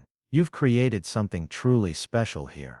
The genuine warmth in Caroline's voice reflected the comfortable relationship that had developed between the women after the initial territorial conflicts had resolved themselves through time and success. Caroline's marriage to Richard Morrison, a fellow real estate professional, had proved much more compatible than her attempted engagement to Jake would have been.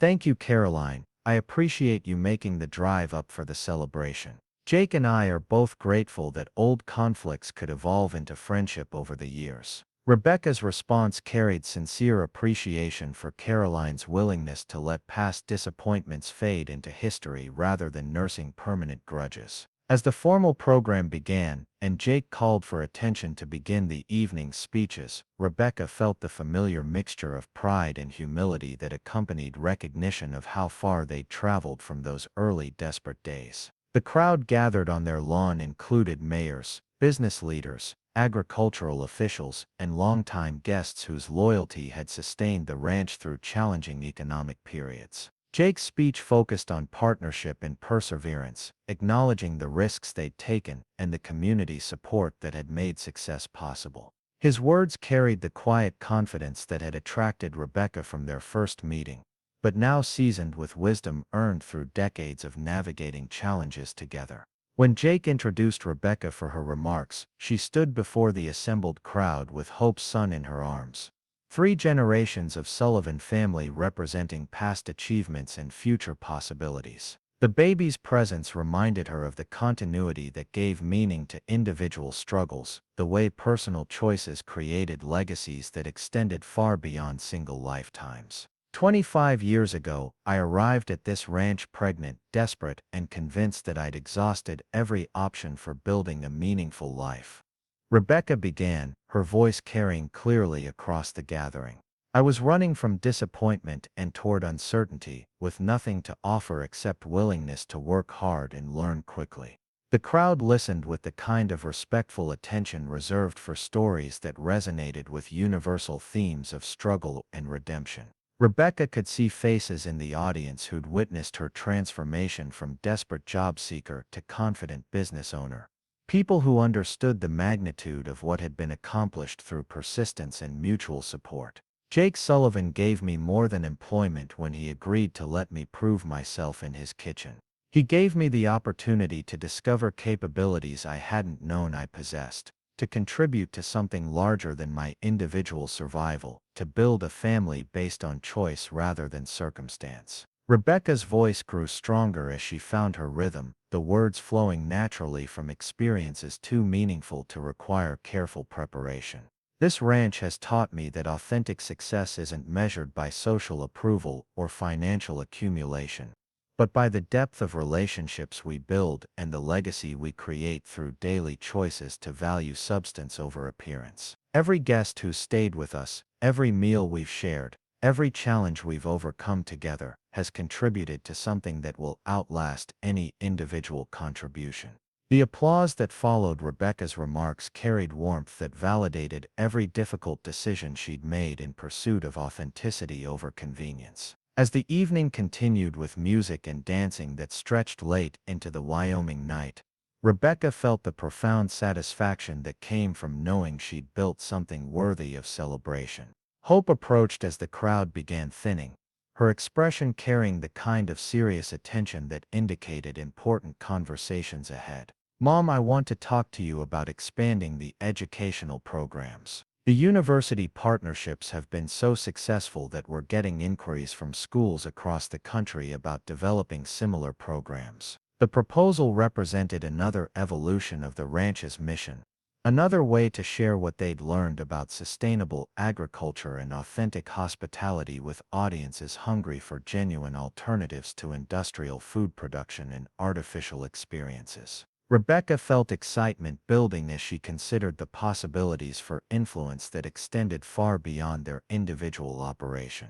Tell me more about what you're envisioning, Rebecca said, settling into the porch swing where she'd spent countless evenings planning and dreaming with Jake during their early years together. As Hope outlined her ambitious plans for educational expansion and Jake joined the conversation with practical insights about resource requirements and operational logistics, Rebecca realized that the legacy she'd been building was reaching maturity. The desperate woman who'd knocked on a stranger's door 25 years ago had created something that would continue growing and evolving long after her individual contribution ended. The ranch would survive and prosper because it was built on principles that transcended individual personalities or circumstances. Hard work, authentic relationships, respect for the land, and commitment to community would guide future generations just as they'd guided the transformation from struggling cattle operation to nationally recognized model of sustainable agriculture and hospitality. The celebration continued around them as 3 generations of Sullivans planned the future together, their voices mixing with the sounds of Wyoming night that had provided the soundtrack for every triumph and challenge of Rebecca's adult life. She'd found what she'd been searching for without knowing exactly what it should look like, and in finding it, had created something even more valuable for others to discover and cherish. Up next, you've got 2 more standout stories right on your screen. If this one hit the mark, you won't want to pass these up. Just click and check them out.